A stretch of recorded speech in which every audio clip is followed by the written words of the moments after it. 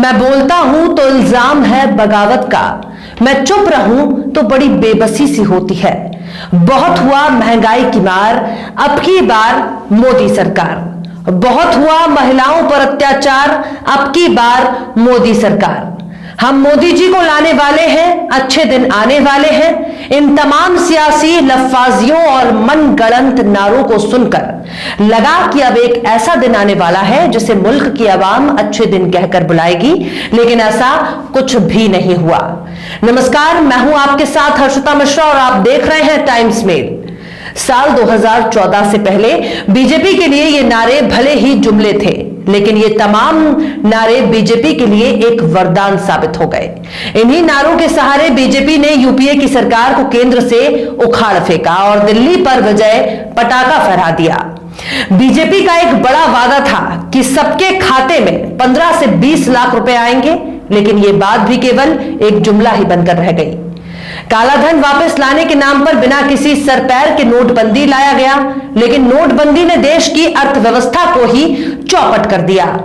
2 करोड़ सालाना रोजगार देने का वादा किया गया था, लेकिन नौकरी देने के बजाय जिनके पास नौकरियां थीं वो भी छिन गईं।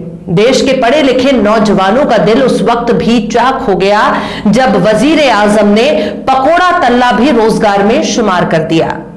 लेकिन जब जनता सवाल उठाती है तो मोदी सरकार ऐसा बताने की कोशिश करती है मानो हम तो विश्वगुरु ही बनने वाले थे, लेकिन ऐन वक्त पर कोरोना आ गया। फिर क्या था? सारे सवालों का जवाब बस एक ही होता है, मोदी जी बोलते बोलते भावुक हो जाते हैं।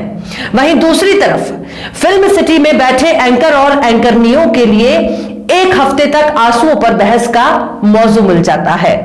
लौटते हैं आज की सबसे बड़ी खबर पर, जिस खबर ने एक बार फिर सियासी गलियारों में हलचल मचा दी है। दरअसल केंद्र की नरेंद्र मोदी सरकार ने देश के कुछ एयरपोर्ट्स को रखरखाव की खातिर अडानी ग्रुप के हवाले कर दिया था। हालांकि इस फैसले के खिलाफ मुल्क कई सूबों से आवाजें भी उठा चुकी है, लेकिन अब मुखालिफत करने वालों में एक और राज्य का नाम जुड़ गया है। सबसे खास बात यह है कि सूबा कोई गैर भाजपाई राज्य नहीं है, बल्कि बीजेपी शासित राज्य है, जिसे आप असम के नाम से जानते हैं।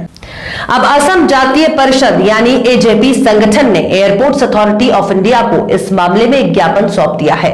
एजेपी ने इस ज्ञापन के जरिए केंद्र सरकार के उस फैसले को एक तरफा और तानाशाही करार देते हुए सख्त नाराजगी का इजहार किया है, जिसके तहत गुवाहाटी एयरपोर्ट समेत कई एयरपोर्ट्स को अडानी ग्रुप को सौंपा गया है।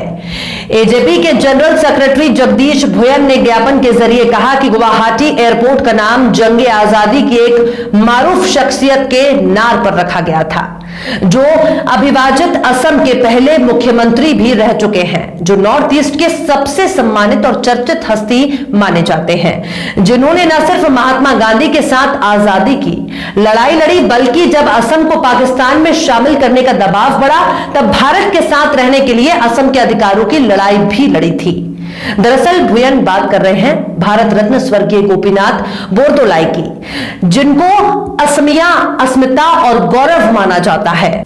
भुयन ने कहा कि गोपीनाथ बरदोलोई असम की पहचान है और हम कभी भी अपनी पहचान पर हमला बर्दाश्त नहीं करेंगे और असम की शख्सियत भारत रत्न गोपीनाथ बरदोलोई के चमकते नाम के साथ असम्मान बिल्कुल भी बर्दाश्त नहीं किया जाएगा। भुयन ने कहा उन्हें ये बात पता चली है कि अडानी ग्रुप को अगले 50 साल के लिए जो एयरपोर्ट लीज पर दिया गया है, जिनमें जयपुर, लखनऊ, मुंबई, अहमदाबाद, त्रिवेंद्रम, बेंगलुरु और गुवाहाटी शामिल है।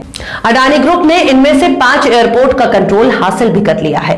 भुयन ने आगे यह भी इल्जाम लगाया है कि अडानी ग्रुप ने इन एयरपोर्ट्स पर मुहैया होने वाली सुविधाओं की कीमतें भी 10 गुना बढ़ा दी हैं, जिससे पहले से ही गिरती अर्थव्यवस्था और वित्तीय संसाधनों की कमी से जूझ रहे मुसाफिरों को काफी मुश्किलात का सामना करना पड़ रहा है। उन्होंने ज्ञापन में लिखा, हम अडानी ग्रुप और भारत सरकार को गुवाहाटी एयरपोर्ट के प्रस्तावित निजीकरण के खिलाफ चेतावनी दे रहे हैं। हम असमिया पहचान और अधिकार के साथ खिलवाड़ करने के लिए इसकी इजाजत बिल्कुल नहीं दे सकते। अगर निजीकरण का यह फैसला वापस नहीं हुआ तो हमें बड़ा लोकतांत्रिक प्रदर्शन जारी रखने के लिए मजबूर होना पड़ेगा। इस तरह से देश के एक बीजेपी शासित राज्य से भी बगावत की आवाज गूंजने लगे हैं। एजेपी संगठन का दिल्ली पर जुबानी हमला इसलिए भी कई मायनों में खास है क्योंकि अब तक गैर भाजपाई रियासतों से ही निजीकरण का विरोध होता आ रहा था, लेकिन असम से आवाज उठने का मतलब है कि बाकी के दूसरे राज्य भी असम के नक्शे कदम पर चलते हुए बड़े आंदोलन की चेतावनी दे सकते हैं। लेकिन सवाल यह है कि क्या केंद्र सरकार अब इतनी कमजोर हो चुकी है कि वो एयरपोर्ट का रखरखाव करने के लिए भी निजीकरण का रास्ता अपनाना पड़ा? क्या भारत अब ऐसे विश्वगुरु बनेगा? अब आगे चलकर हालात कैसा होगा ये तो बस आने वाला वक्त ही बताएगा। लेकिन साहिल से टकराने वाली छोटी छोटी मौजें ये बता रही हैं कि कोई बड़ा तूफान जल्द आने वाला है। हबीब जालिब ने क्या खूब फरमाया है, अब सब भूल गए हरफे सदाकत लिखना, रह गया काम हमारा ही बगावत लिखना।